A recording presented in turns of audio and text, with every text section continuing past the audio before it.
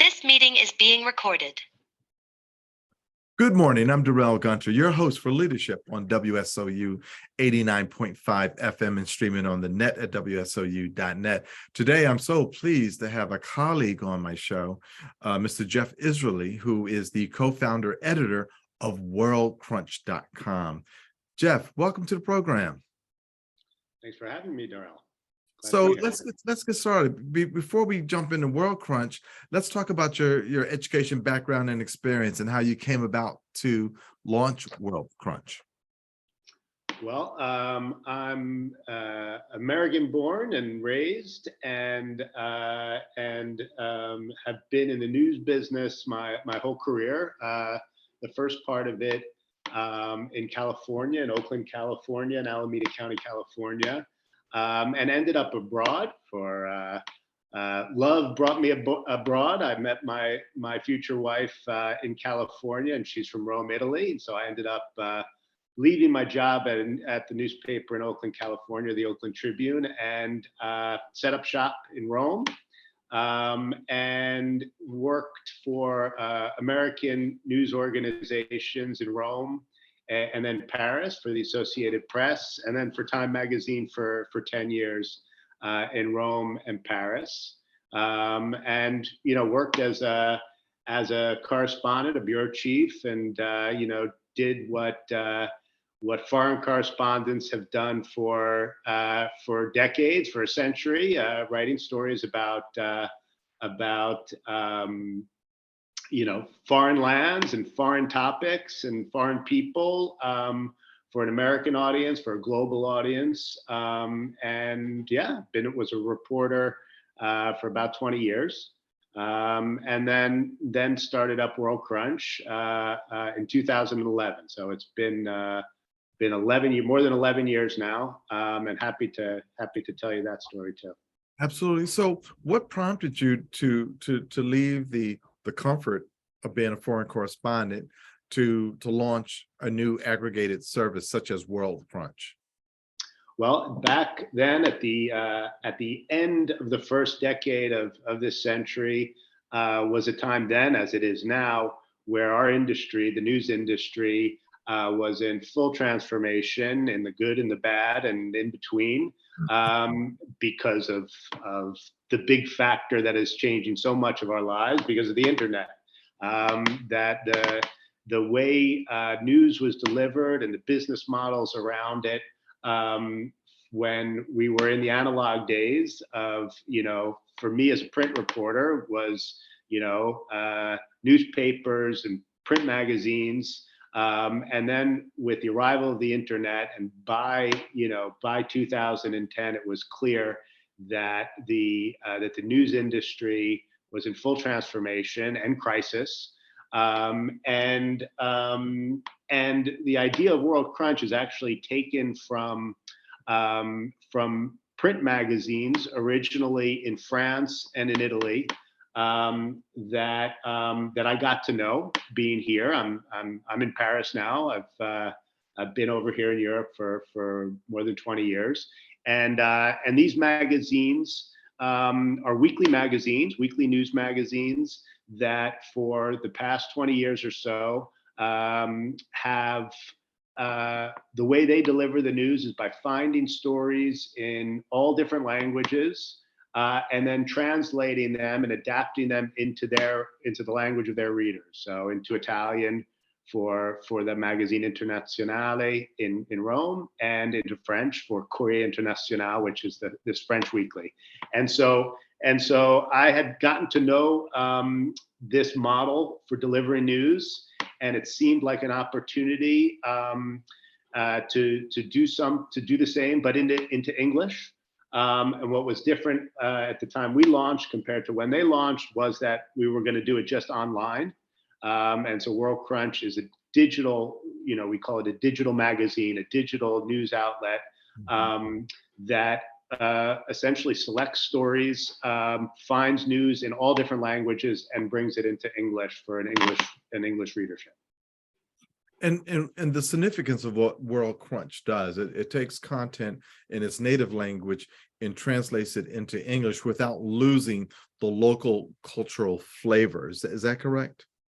Exactly. Well, we think that there's real value in getting stories, first of all, just reported stories that are being reported and written for newspapers all around the world, that report the news, that tell stories, that analyze events.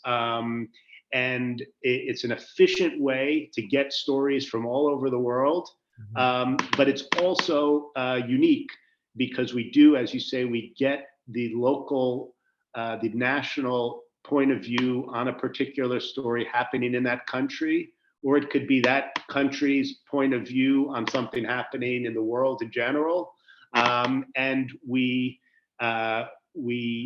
translate, and what we say is we also adapt the story for an international reader. So that means, maybe explaining certain things that for a local reader are understood, and so we smooth out all the rough edges and make it accessible for a global reader while maintaining the voice and the point of view of the place where and the person who wrote it. Wow, that's excellent. And so, how would you describe the mission of Worldcrunch? Well, I mean, I think the mission to start with is a mission similar to other news organizations. We want to tell stories, recount the world, get our facts straight, teach teach things, open people's eyes to what's happening around the world, keep people informed.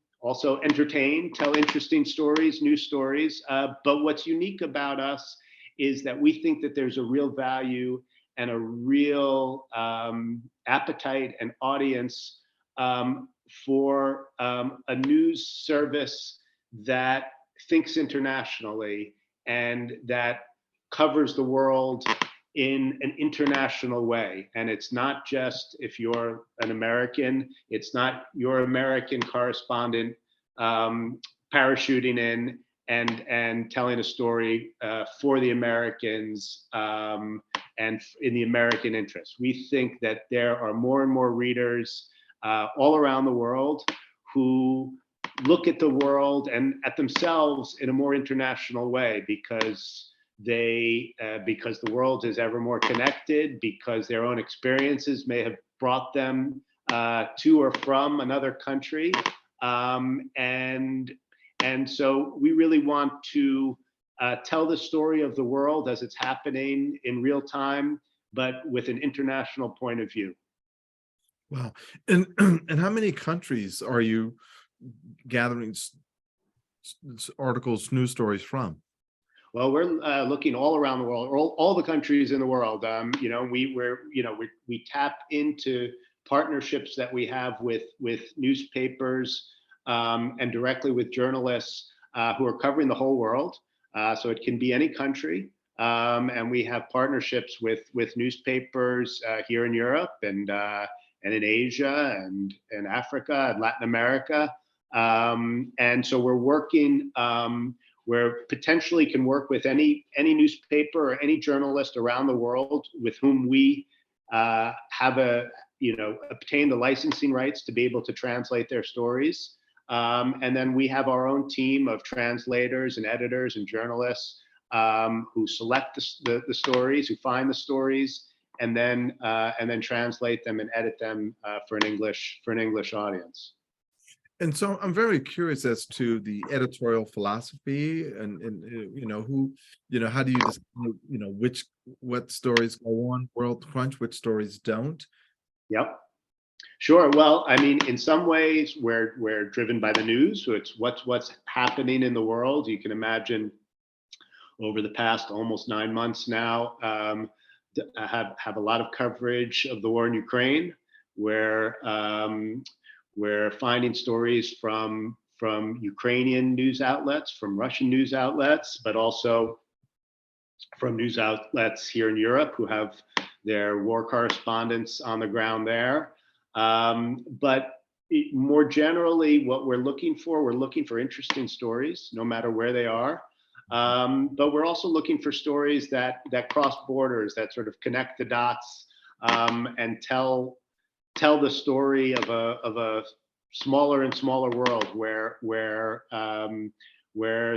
things have relevance. Something happening in a small town in Bulgaria could be interesting for someone in Argentina or in Chicago or in Alaska, because the story is relevant to them.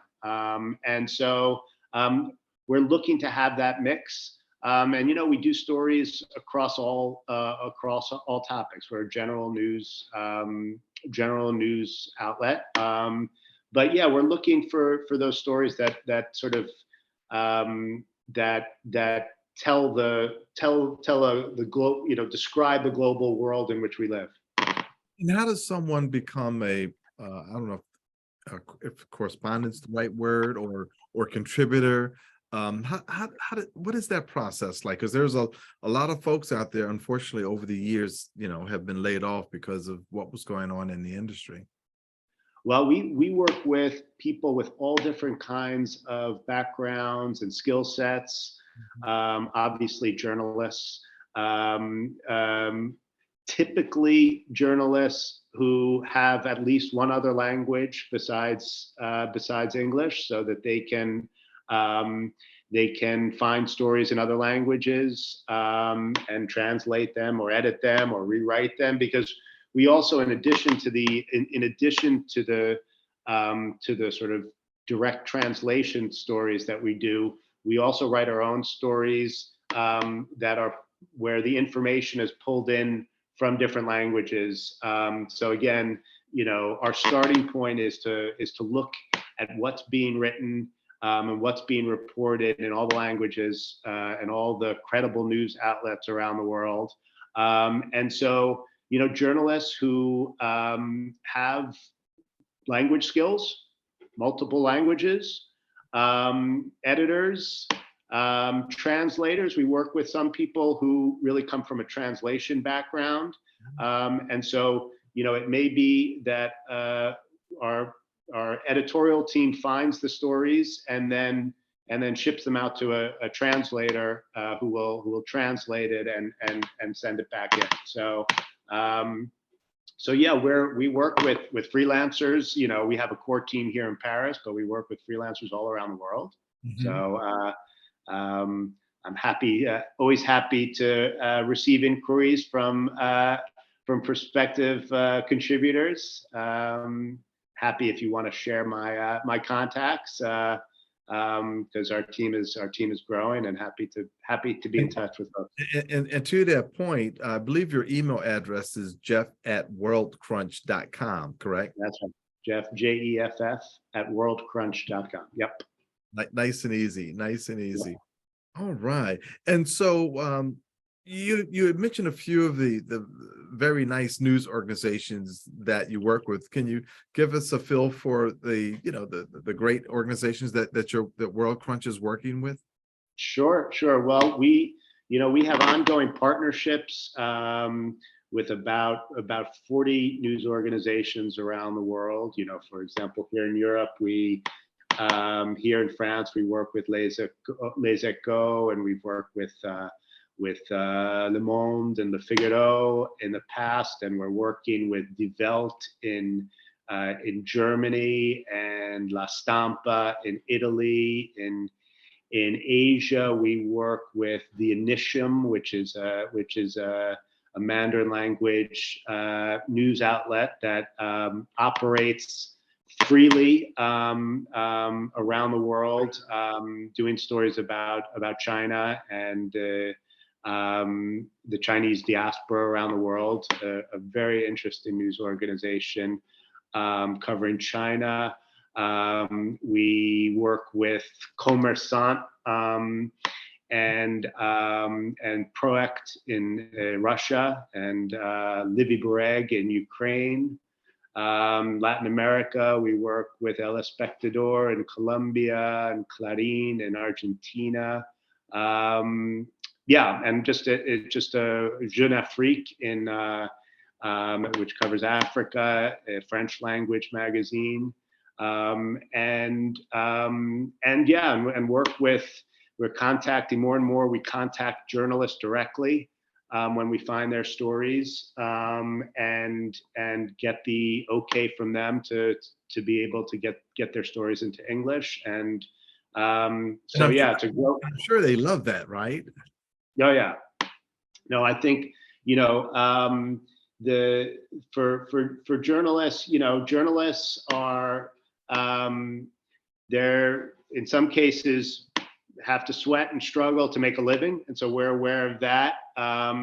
But they, first and foremost, want to get their stories out there, read by as wide an audience as possible, and their stories are limited by the readership in the language in which they publish. And so when we get it into English, it multiplies the readership exponentially, not only for Americans and British and Canadians and people in English-speaking countries, but so many more people around the world have English as a second language and get a lot of their news in English. And so so the journalists are happy to get their stories out there to a wider audience.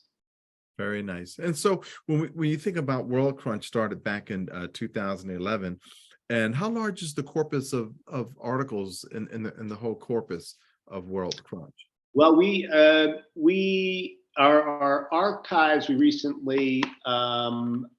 recently dug back and counted, tallied up our archives, are around 20,000 articles that we've produced over those years. And it's a weekly rhythm of about 45 features each week. We've recently actually launched a digital PDF formatted weekly magazine as well, which features some of our top stories put together into a weekly digital magazine. But yeah, we're not chasing after the latest breaking news all the time. That's not our approach. We're more of a magazine which has analysis and reportage and feature stories. Very nice. And this magazine, this is part of the subscription. You have a B2B subscription, but you also have a B2C subscription model as well, right? Yeah. Yes, we're integrating the magazine, the digital magazine into our paid subscription offer, and that will arrive on Thursday nights, or I guess U.S. time Thursday afternoon is when it hits the digital presses. Very nice, very nice. And who do you think is the best audience for Worldcrunch? I really think that it's anyone who sees themselves as, you hear the term a global citizen, or a citizen of the world, which is doesn't necessarily mean that you live in a different country, or that you're from a binational family, or that you travel, that you're a business traveler. You could have even never yet left your country, but you want to, and that your life and your experience and your future is connected with the rest of the world. And if you have that awareness and that curiosity, then I think you'd find Worldcrunch interesting. Interesting. I teach professional sales at Seton Hall, and I've been teaching that since 2009. And I've always have stressed the importance of understanding what's going on in other countries from a cultural standpoint, from a business standpoint. And No. I attended a webinar the other day. Someone's trying to sell professors, a new service, but that was a main thing that they had of for the sales professional to truly understand the international scope of the business and the culture and all that's going on, and that's where I think that Worldcrunch brings so much value. So I guess it screams that the public libraries and the academic libraries would be prime customers for Worldcrunch. I think so. I think, when I've remember my university experience, and it was the first time I really encountered people from other countries. Universities are necessarily international places. Libraries, public libraries are international places. It's where you go to discover the world. It's where people discover that there is a world out there. And so, I think that it's really a natural fit for what we've been doing for the past 11 years, that we're a way in to what's happening elsewhere. And I think more and more people understand, as you said, in whatever context you're in, if you're a business person and you don't even have clients elsewhere in the world, you need to know what's happening in your industry elsewhere in the world, what customers are looking for, what factors, what supply chains, and all those sorts of things.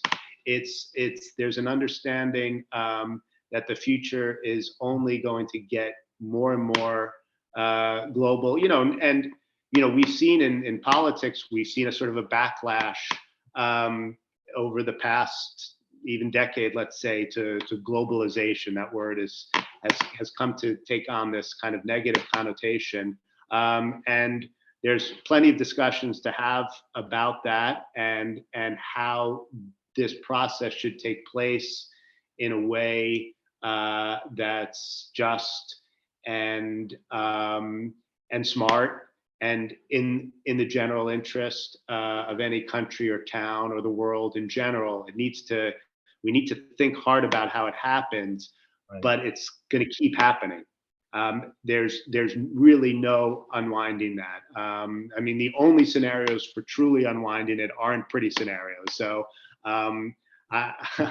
so I think the conversation about globalization in all its forms is one that's changing, and rightly so, has a critical eye as well. But I don't think that in any way changes the reality that the world, because of communication, because of technology, because of the opportunity to travel, is only going to get more and more connected.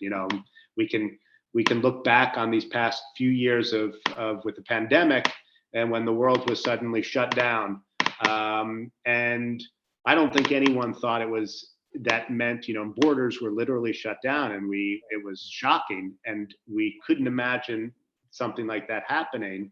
And because of technology, the world was able to still stay connected because of digital technology, internet technology. And frankly, once the borders opened up, business resumed, supply chains resumed, tourism resumed. Things will change, but that desire to go out and seek out in the rest of the world is probably innate to us humans, and now made more and more possible by all of the progress that we've talked about. I mean, so Worldcrunch is really bringing the world together by educating the world community about what's going on in each individual country. Recently, you also have this great video service, What Happened Today in History. Tell us about that, and how does that fit into the Worldcrunch vision? Sure. Well, we just launched it at the beginning of this month, and it's a video, one video per day, a short video, less than 1 minute, where we've selected one event that happened on that day in history, and a photograph, an iconic photograph that captures that event, and make a video. We've created this format where we explore the details of the photograph, and tell the story of what happened on that day in history through this single photograph. And so this, and when we, have mapped out the 365 days of the year and the 365 historical events and the photos that go with them, for us, it was global history. It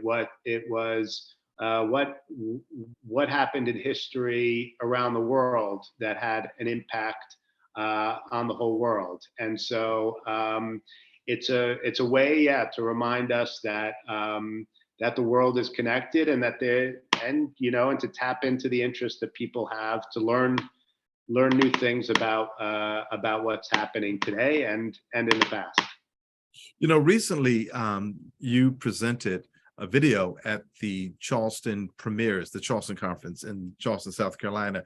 You were in Paris. I was the MC for the event, and unfortunately, you couldn't see the reaction of the audience.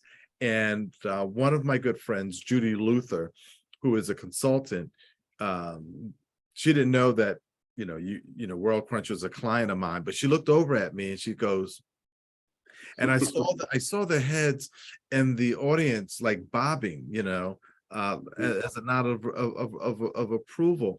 Has Worldcrunch won any awards for any articles that you might have done over the last 11 years?